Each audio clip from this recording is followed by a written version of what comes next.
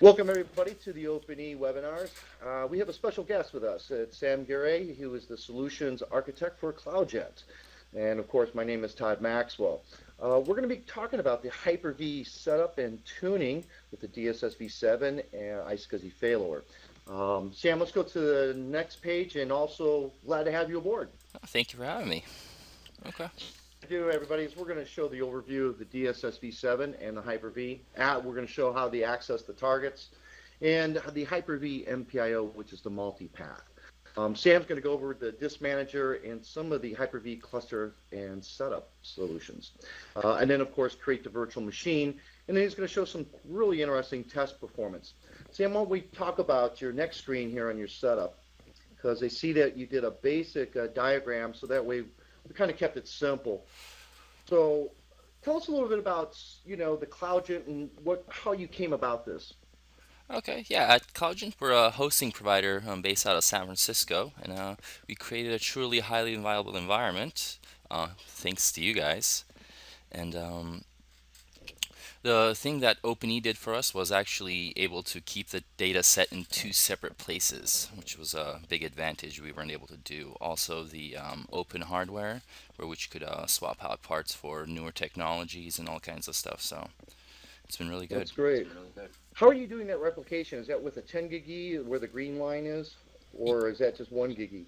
The replication between our cluster is Yeah, the green one bonded right there. 10G, so it's 20 gig. Okay. And what type of bondage you use? Ether channel. Okay. So did you do like a balancer R or Yes, it is balance ALD? RR. Balancer R, yeah, that's what we recommend. Yep. And I see you have two lines for each DSS Yep. V7, so you have two NICs, and that's where your multipath is working for your Hyper-V, Yep. correct? There's 20 gig from each host going to the storage. So you have basically have four 10 gig E NICs on each of the DSS V7s. Yes. Okay, And we all have right, two dual cards, so just for, availability. If a card fails, we're right, still good. right. Okay, so let's go ahead and let's get out of the presentation mode on this, and then let's see how you kind of set it up. Let's take a look at the DSS V7. Um, are Okay. you running the active-active or active-passive? We have the active passive. We put a lot of hardware in ours, so it was able to perform quite well. So did you on if you scroll down, let me look at your Yes. resources here. So basically everybody pretty much knows how to set up the failover. Yes. So you have how many ping nodes do you have, by the way? So you Three. have three. That's great. Yeah. Yeah, you want to get at least three or four in there. In the auxiliaries, you really need two or more. Mm-hmm. So how many did you put in there? We have two in the So auxiliary. okay, yeah, that's fine. I see a lot of guys that, in certain situations, you might want to add three because if it's in a building, separate buildings, that does have an advantage in having more auxiliary paths. So Yes. let's take a look down to your resources. Oops. So you kept the default Yep. on the trigger and IOs. Mm-hmm. And so you have everything on this resource pool Yep. manager right here. So how many targets do you have? There's three targets. We can show Okay. those here. We have two here for the Hyper-V volumes, and we have one for a witness disk, which is used to keep quorum in Okay, the so that's cluster. really for your quorum. How Yep. big is that witness? It's only 10 gigs, and it's way more than needed. It's just we had a lot of storage. What is usually the recommended value with Hyper-V for a witness? Uh, a gig is fine. There's not much data on it, so Oh, okay. All right. So it's good to know for our audience. So when you do that, is there a limit for Hyper-V? Like, let's say if you on this one replication, the mm-hmm. CSV1, Yes. is there a limit to the amount? Could you have like 100 terabyte iSCSI target? Or, or does 64 Hyper-V terabytes, not I think. recommend something that large? 64 terabytes, I think, is the limit, or maybe more. I don't know. With Right. R2, it keeps going up every time they quit. Do you recommend something of that high or not? I know in some cases I've heard engineers, but I didn't know if that's just maybe back in the past, and maybe there's more improvements with the 2012 R2. But and you are running 2012, correct? Yep, this is 2012 R2, the latest So release. maybe they made some more improvements to go beyond 64 terabyte. But would you do that or not? As much as you would know. From our perspective, we like to add more RAID cards. So we have like to have smaller sets that have dedicated RAID cards. So it actually improves I/O, and we can put SSD caching on those individual RAID cards. So if we had one big pool running off a single card, for example, then all your I/Os are going to be handled by one RAID card. You're only going to have one SSD caching tier. So the more you spread it out, we see it's linear performance. So Right, I would right. recommend just if you have 64 terabytes of RAIDs, you can just split it up with different RAID cards, so you get better Yeah, it makes I/O a and all good kinds of point. stuff. Yeah, that's a good point. I mean, the discs are getting bigger, and so obviously the targets are going to probably demand to get bigger. Okay, so you really got it all ready to go. It looks like your failover is set, Yep. and at this point now it's just connecting into starting up. We're on the Hyper-V side. All right. So why don't we go ahead and go through that? Yep. So this is the failover cluster manager here. This is where you manage the all the nodes in your cluster. It's very easy to set up. You just have your hosts up, and one thing you have to do is you just need to go to your local server, manage, add roles, and just make sure on a fresh install you have you've selected Hyper-V. This will require a double reboot, and then failover cluster and MPIO if you have more than one NIC. That's pretty So much could you? about it. I'm sorry. Yeah, could you select MPIO, the Hyper-V, and all that, and just have one reboot, or do you have to do a reboot for each one of those? The failover won't need a reboot, but Hyper-V will. It'll do a double reboot, and then MPIO will do a reboot once you install the role, but once you select your multipass, it will reboot. Okay. So that would Okay. be after we added the sessions. Right. So go ahead and let's start looking at what the first things you would do to set up the Hyper-V and Connect. And would you start with the NICs or Um, setting up the NICs? yep, first we would set up the NICs, and what we would like to do is create a bonding for your front side. Under NIC teaming on the main window, you can see here. We'll create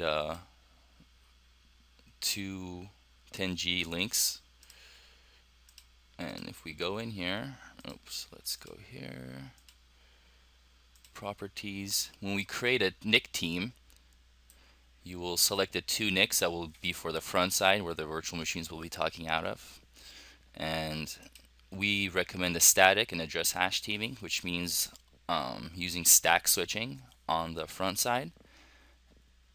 And then on the switch, on Cisco, you'll have to go channel group 1 mode on, not active.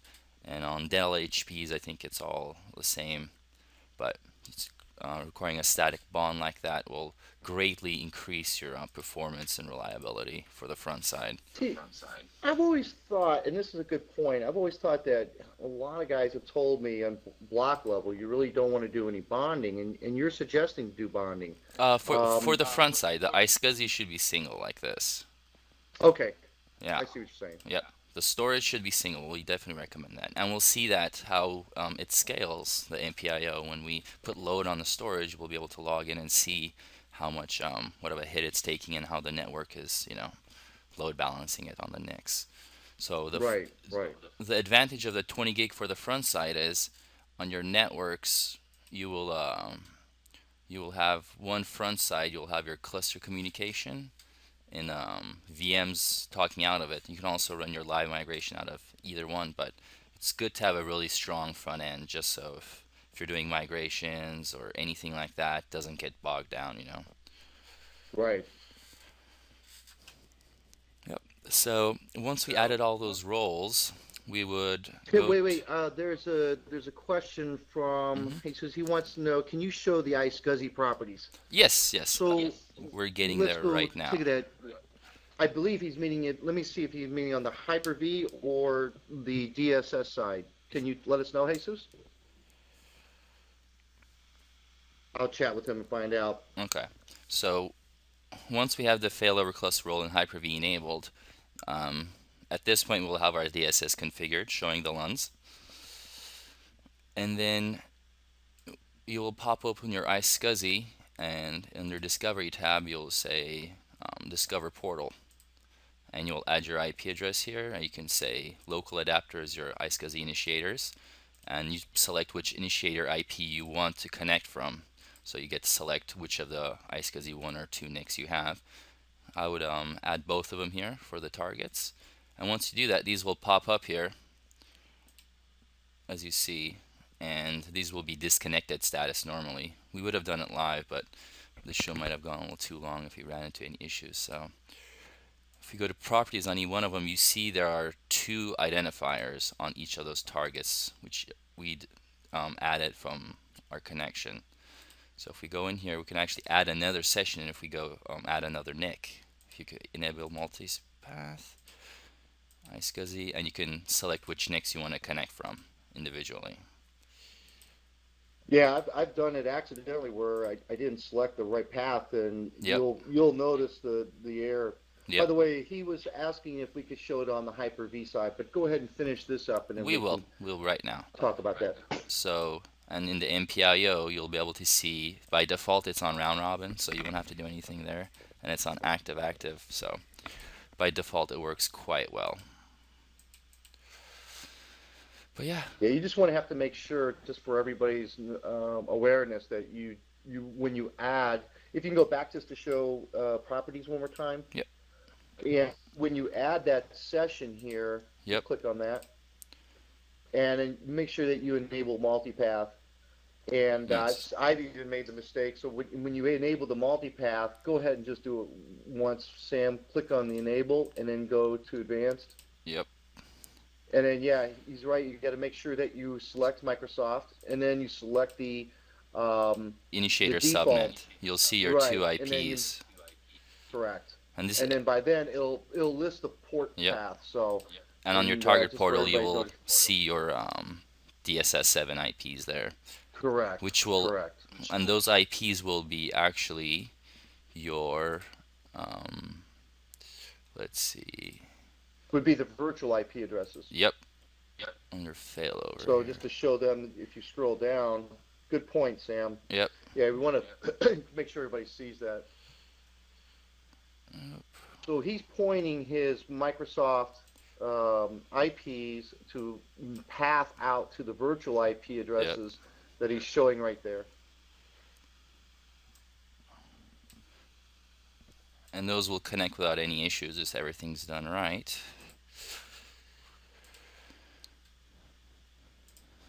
And yep, once Now we, you also mentioned something specific. I'll let you finish up here, but Yep. you mentioned to me in the past about setting up the NICs and making sure that there's a lot of, well, a couple things that you'd want to make sure that your NICs don't have enabled. So kind of cleaning out the junk in a way. Yep. So one last thing to go over here is under properties. Oops. Let's see. When you add a session, if you go here, connect, this will add it to your favorites. And you need to be careful about this, because if you go in here, create a session, it's not right, then you remove it and you add it again. If you have this selected each time, this will add in your favorites list here, as you see. And this is what will happen when you reload. It's going to use these to connect to the targets right away again. So if you muddled around a little bit, you might want to go to your favorites to make sure these are all accurate here, Right. because or else those are going to try to connect again, and if you have broken links, it's going to be extra iSCSI traffic you don't need. And here we see the LUNs, That's a good point. and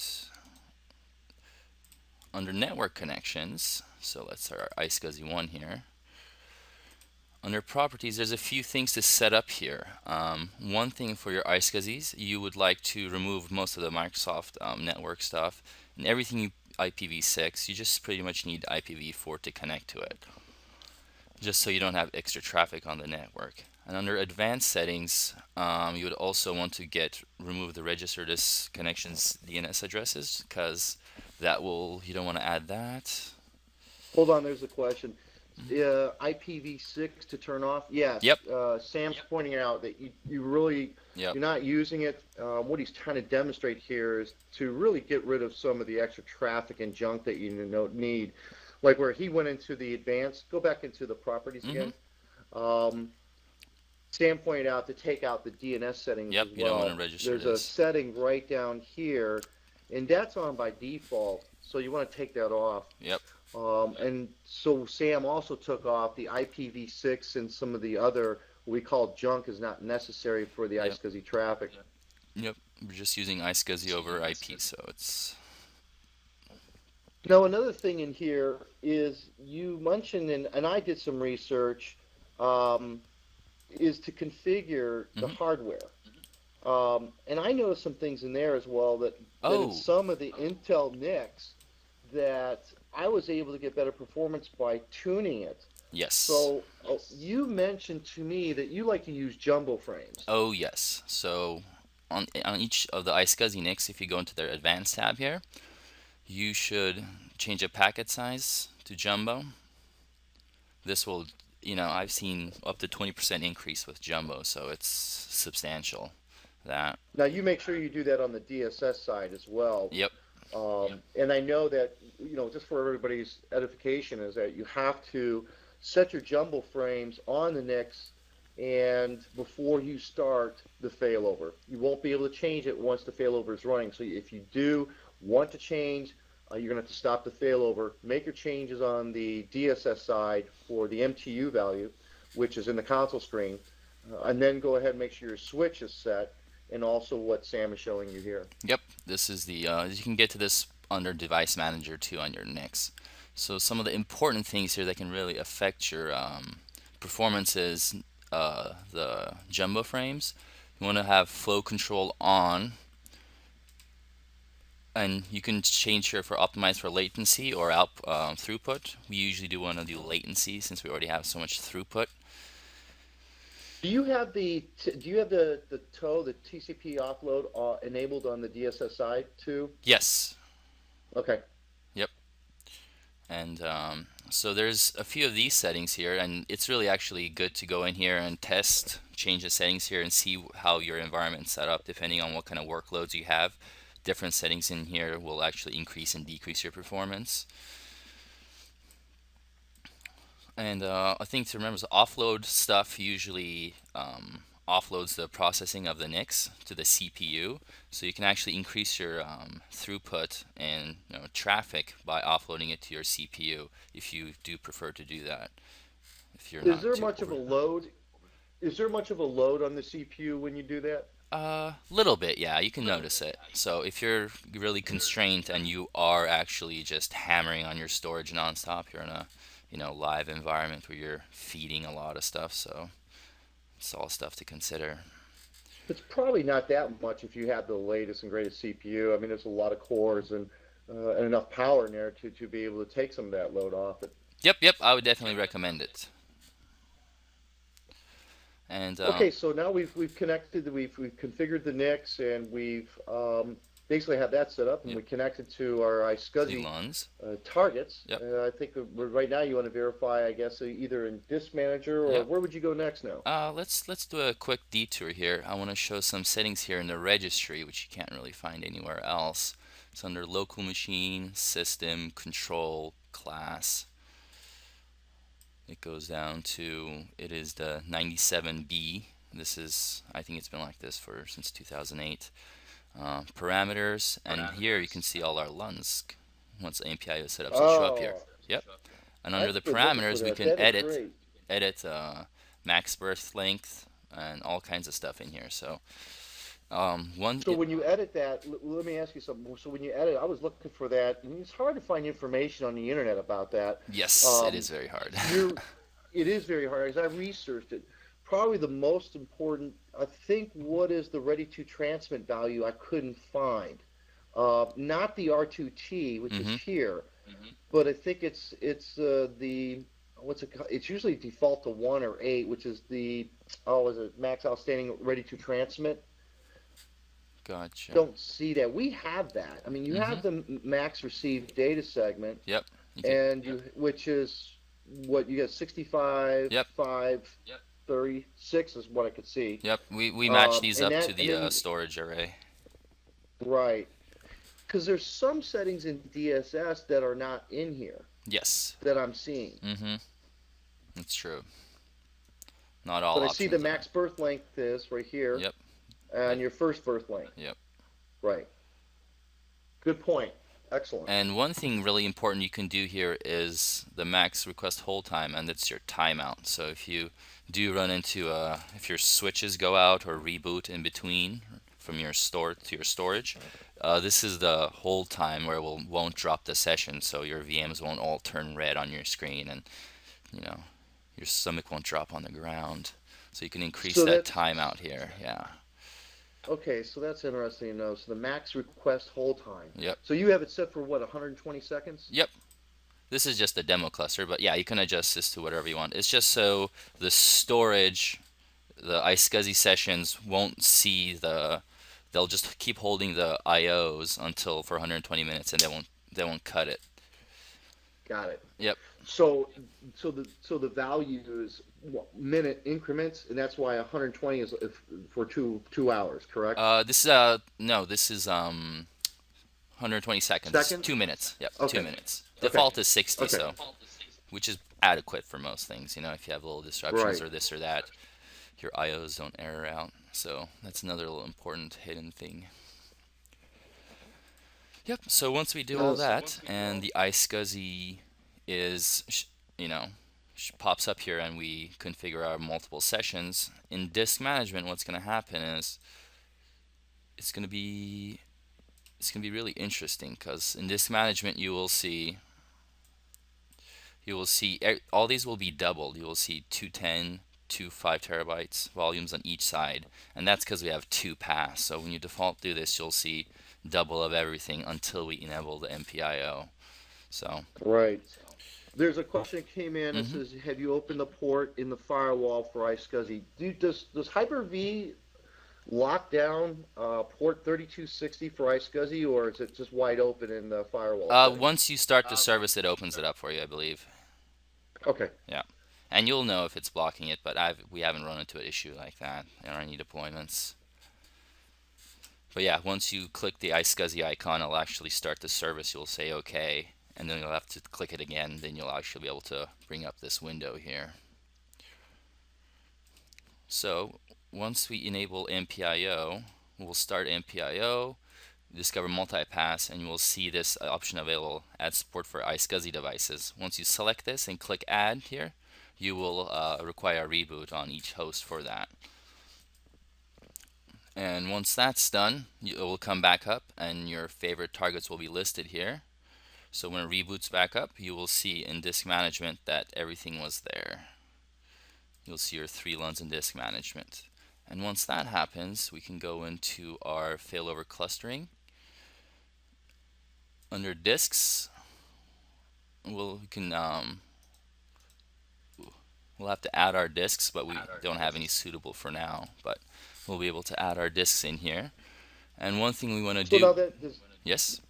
does that, when you add the disk, it'll automatically see that from the disk manager being available, correct? Yep. And you just need to format it, whichever way you want, with NTFS, obviously, because the cluster shared volumes here depend on NTFS, so we can't use REFS or any of those other protocols, or I wouldn't recommend it. Right.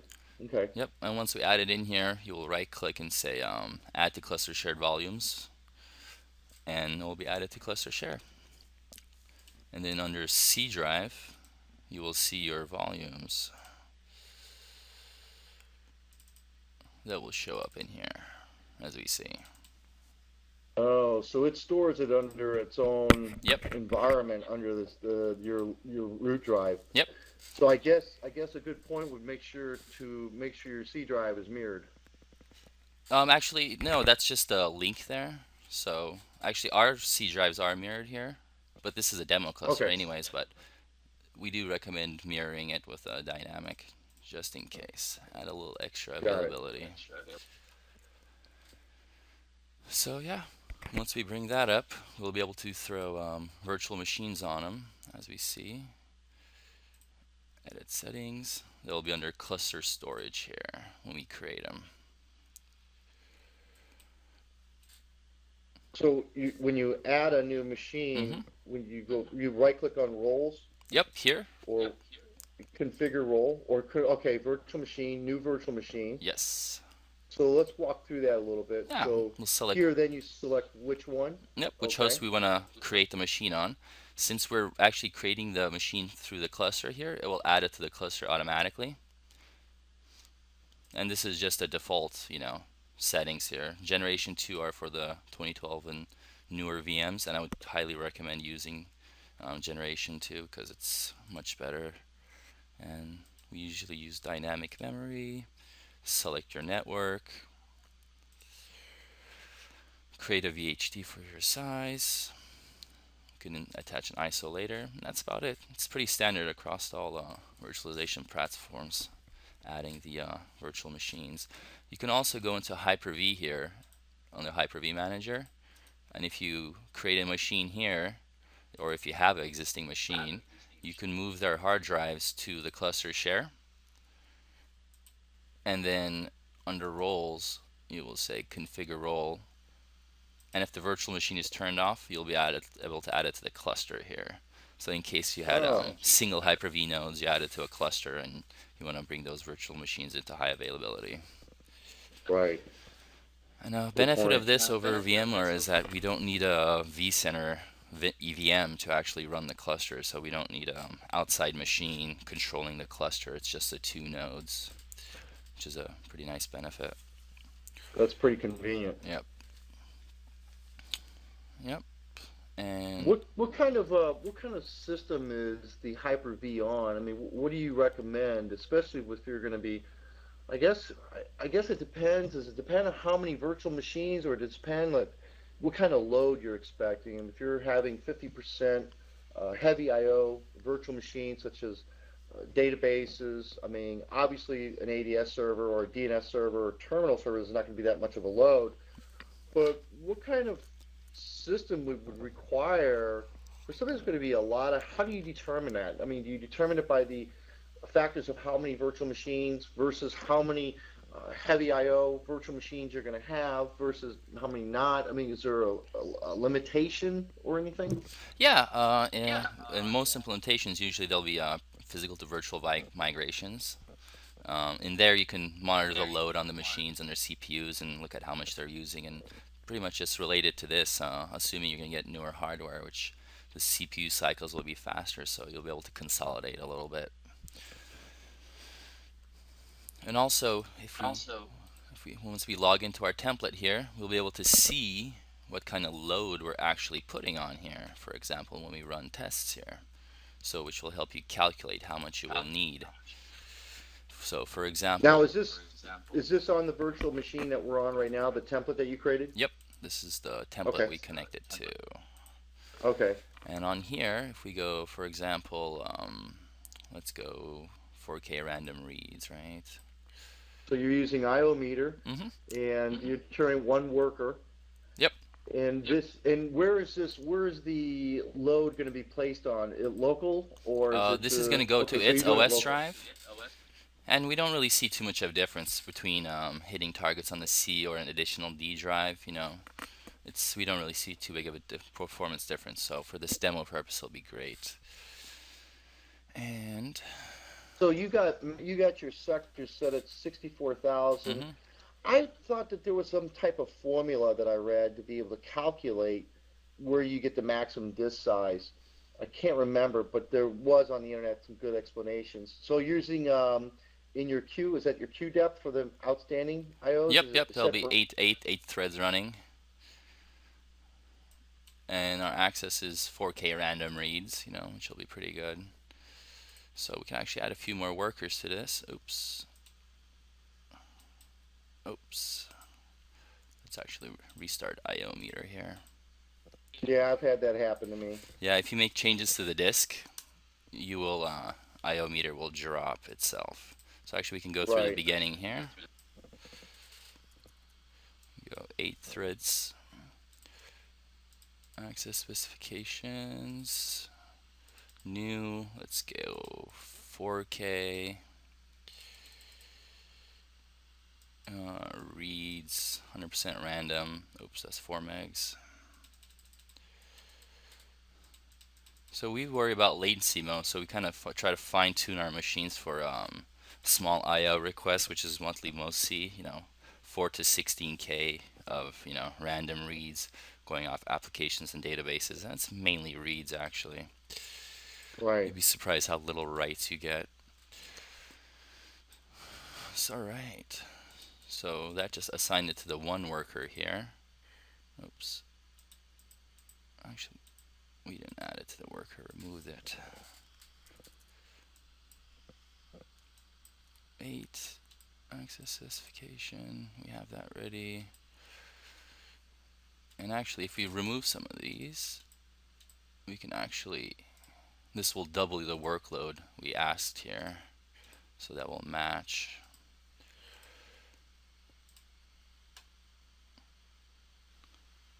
So as you see, this I/O is going up higher and higher, higher. And as you see, the CPU actually goes up to a pretty high load once you're doing so many operations per second. So you can Right. take a good estimate about how much you're going to be using. Yeah, that's those are pretty good numbers. And is the DSS, what kind of RAID setup do you have on the DSS? Because those numbers are really good. I've tested with 10 gig E Yeah, multipathing, and that these are, that 4K is pretty good. yeah, this 4K number. It's partly of Open-E, which is, why we went with Open-E. We were able to use open hardware, use really high-end RAID cards and new stuff that comes out to be able to great performance. So Are you using the LSI RAID controller? yes, we're using LSIs. And this demo box is LSI, for example. And we're And using, what kind of RAID setup do you have? You have a RAID 5 or a RAID 10? uh, this is a RAID 10. It's a RAID Okay. 10 with a RAID 10 of SSDs. What kind of stripe size do you use? Do you use about 64 Yeah, we on usually your use, stripes on your RAID? yeah. Okay. And one of the big factors for this high I/O is a Hyper-V clustering feature, actually. Uh, and we can set that. If you guys are ever planning on using a Hyper-V cluster, there's one setting that is really important, and that is this get cluster command with a black block cache size. So what this does is, since the cluster shared volumes are in a cluster and both nodes can see it, it provides caching for all your VMs running on the cluster shared volume. So with 2012 it was 20% of your memory, but with 2012 R2 now you can set 80% of your memory on your hosts for RAM caching. So this will give you an incredible boost for your performance. So as you see, you can just go to, What's it like when it's off versus on? Is that possible to show that? we actually have to reboot the hosts. Technically, they Oh, say they okay, that's don't all right. have to, but we've seen by default it's set to 1 or 2 gigs. I think default it's enabled for a little amount, but we like to increase that up to 16, 32, or even 64 gigs on each host we're running VMs on. Right. So that provides 3 tiers of caching. One from the host side, all the read RAM caching. As you see, the numbers are outstanding, phenomenal numbers we get. That's very good. Yeah, And especially for 4K. yep, it's great numbers. And I could only imagine what 256 and 512 would look like. yeah, so we can do a new one here. If we go 2 meg reads, sequential reads, how much throughput we can put through it. These should be pretty good numbers too. Let's see. I'm not exactly sure on this demo box, but actually we don't need so many workers for this, because the bigger the data packets, the latency increases. Right. So as you see with the cluster shared caching, these numbers are pretty outstanding. That's incredible. Yeah. Yeah, that's nice to see. Yep. You know, and it's not even tagging the CPU that much. I'm looking over Yep. to the right. And that's because of the IOs per second are much less. Right. But also the thing to notice is with the CSV caching is your latency will be very, very low. As you see, 3.3 for this much throughput and so many IOs. It's incredible. So Really impressive. yep. And here's we have a SQL IO test here too to have an outside two tests, not just IO meter. But as you So see, you ran the SQL IO. IO executable, Mm-hmm. and then you got a minus KR Mm-hmm. Read minus test. T4. Yep. So it's minus S30 minus F64 minus B4, and then of course you got your minus I128. And what's that minus BN mean? BN. I forgot what that was for. Yeah, I don't have the documentation on me either. I don't use this Right, I have to too read up much. on that.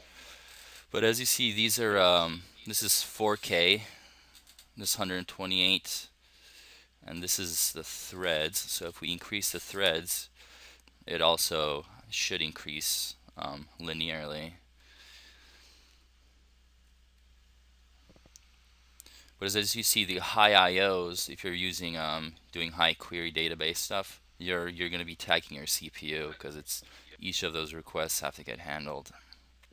Right. It's really good to show a lot of this because a lot of people really don't. It's the biggest thing is they really don't test their environment before they put it in production, and we see, wow, look at that. Yeah. Yep. So yeah, when we see that they don't really test it like what you're showing here, it's really important to know what kind of values you're getting. And then also another important thing is monitoring. Can't stress enough about monitoring your systems. Always baseline, always test and see where you're at.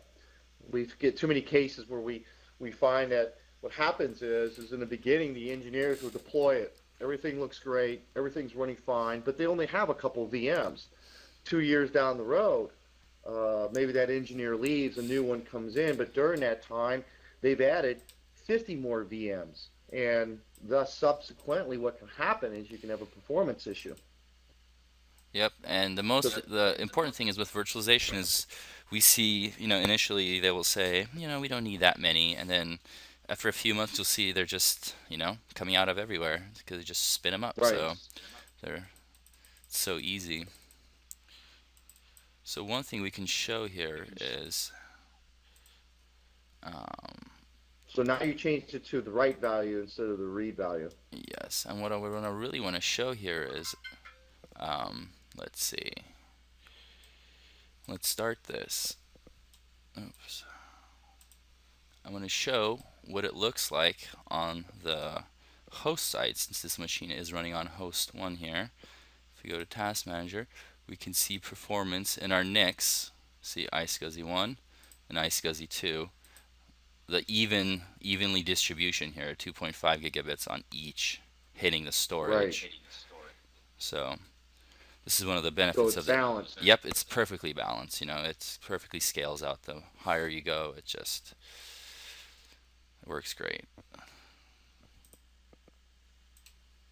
Yep.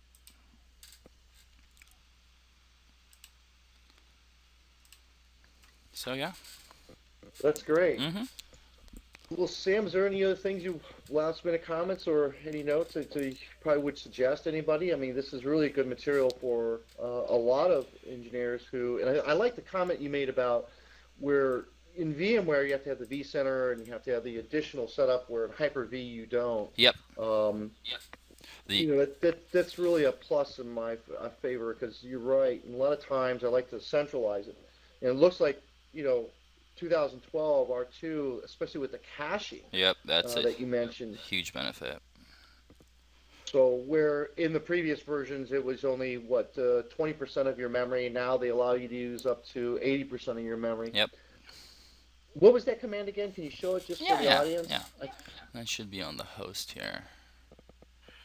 You do it through PowerShell. And a note, is you have to run this on each of the hosts. Right. You can't have it on just one. You need to run it on both. Actually, no, you have to run it on one host, but you have to reboot both of them, I believe. Oh, for that to take effect. Right. Yes. Okay. That's a good point. All right. We've seen it not That's great. fully perform until it reloads itself, so. Okay. Well, Sam, I mean, I can't thank you enough for your time and demonstrating this. If there's Yeah. anything else that you can think of, but that registry, oh, yeah, bring me back to that registry. I think a lot of people will want to get that memorized once more. So you went into what, hot local machine Yep, local machine, system, system? current, current control set, control. Under class, you can go down to the E97B, and it's kind of hard to see because these are all kind of matching, you know. Under here, persistent targets, you will see your initiators all lined up. And the reason why you got those are actually each of those targets. So you got There's a DSS, single there's path, a yeah. zero, Mhm. right? Those are your single paths to each of for your MPIO. Mhm. And you can see the load balancer here, 2, which is round robin. But you can set these in under iSCSI settings, so you don't have to come into here. I don't like messing around with it. The parameters for the target settings, Yep. parameters. That's where you change and you match those with the DSS. Yes. I have seen mismatched numbers even from VMware to DSS, but you really want to match it, especially for any Linux OSs. Yes, especially. But for Microsoft, it seems to scale pretty well dynamically. But I think what you're making a good point here is you want to match them with the DSS side as well. Yes, exactly. Okay. Yep. Another thing is Well, Sam, make sure increasing your power settings in your BIOS. A lot of the new motherboards have power saving features. They'll keep the machine's CPUs at idle to save power. If you open those up, you'll get a little jump in CPU too. so in the BIOS of the motherboard, you want Yep. to be able to turn off all power management features, IO, APIC, things of that nature that green, you really don't want to use any power management features, so you're gaining an extra performance. Is that what you're saying? Yes, exactly. Good point. This is great. Yeah. Well, Sam, thank you very much. There's nothing else. I can't thank you enough for your time. It definitely showed the audience a lot of the techniques and ways to be able to enhance performance and how to set it up. Thank you again. And anybody who has any questions, you can always reach out to us. We're at pre-sales@open-e.com. If you have any questions even for Sam or be interested in Sam's company, you can also reach out to pre-sales@open-e.com and we'll make sure Sam gets to you. Take care, Sam, and thank you, everybody. We'll see you next time. Thank you.